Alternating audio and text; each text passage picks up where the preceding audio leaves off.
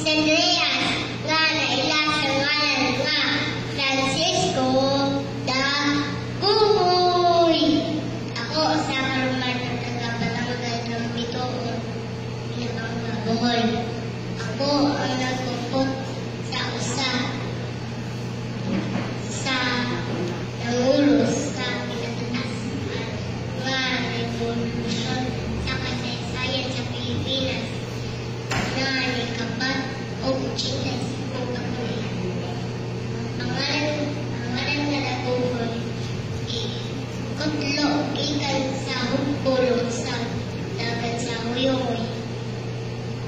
Ang buot kasabot anting-anting sa huyoy sa amin.